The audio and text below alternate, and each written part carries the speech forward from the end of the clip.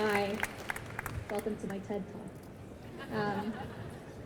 I'm Grace, and when I was 3 years old, my family moved to the United States. And it wasn't long after that that my parents decided to send me to a Montessori school. And I guess they had a kind of push her in the deep end and see what happens, kind of approach.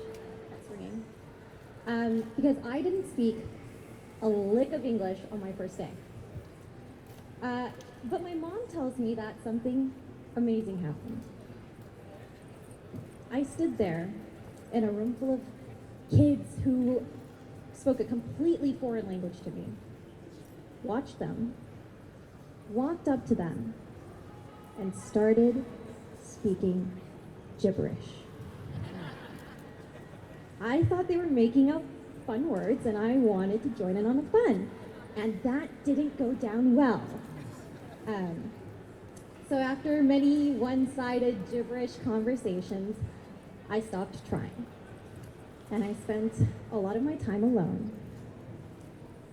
But that's when I discovered books.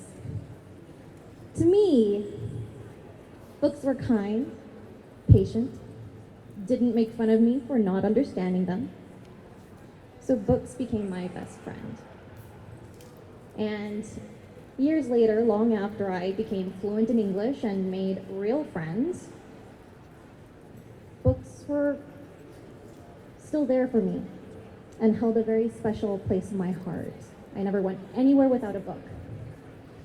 Because a couple years after that, when my family moved back to Korea, and I went to a Korean school where kids made fun of me for my English accent, because I couldn't get a break, books were there for me again. So that's how I spent my time. I read books and got lost in their stories.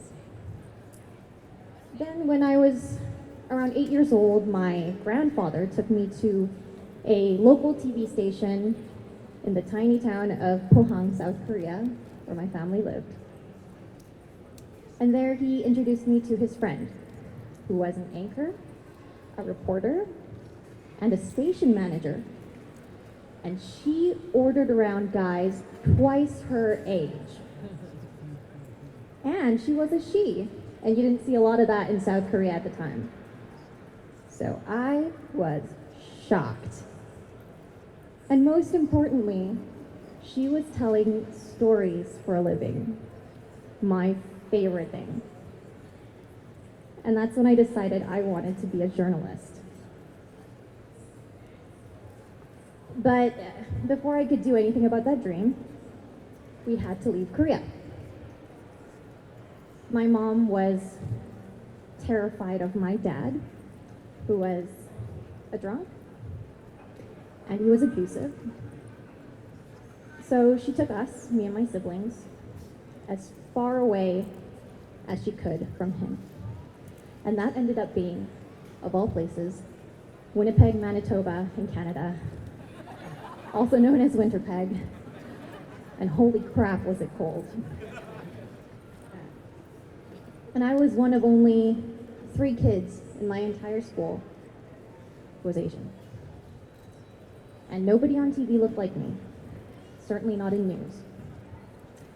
And so one day I just gave up on my dream. But not for long.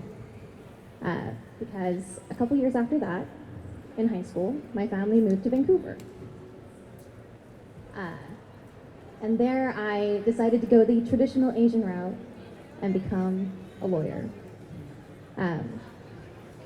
Until one day my mom came running into my room and she was screaming, "Oh my God, you have to turn on the TV."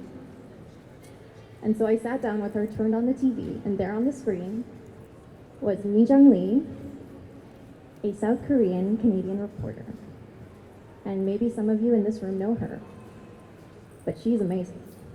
She reports, she anchors, she does investigative journalism. And I was floored. I had never seen anyone like her on Canadian TV. And I couldn't get her out of my head. So a couple weeks after that, I emailed her. And asked her if I could shadow her at work. And she said yes. And I was like, holy crap. So, a couple weeks after that, there I was at CTV News Vancouver with Mi Jung Lee giving me a tour. So she introduced me to her coworkers, she let me watch her anchor a show, and then she sat down and told me her story. She told me about growing up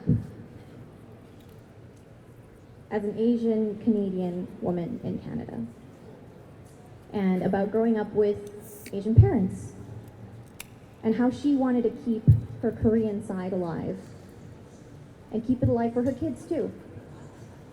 And she told me about wanting to be a journalist when she didn't see any representation. And that all sounded so familiar to me. That night, my life changed. Just like that, I wanted to be a journalist again. And I have Mi Jung's story to thank for that. It was a catalyst, and it gave me the courage to continue pursuing my dreams. And now I'm here. And here is kind of amazing. Today, I use my voice for a living. The same voice that spoke gibberish all those years ago. And I use words to write stories. Words I was only able to read for a long time.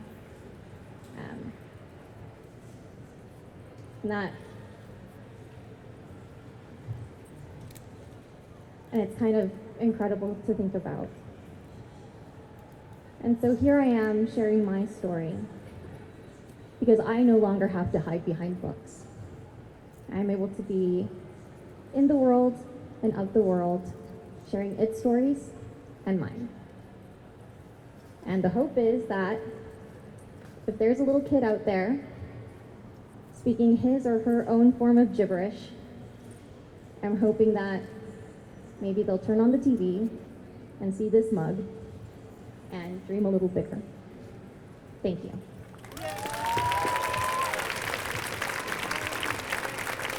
Thank you so much, Grace.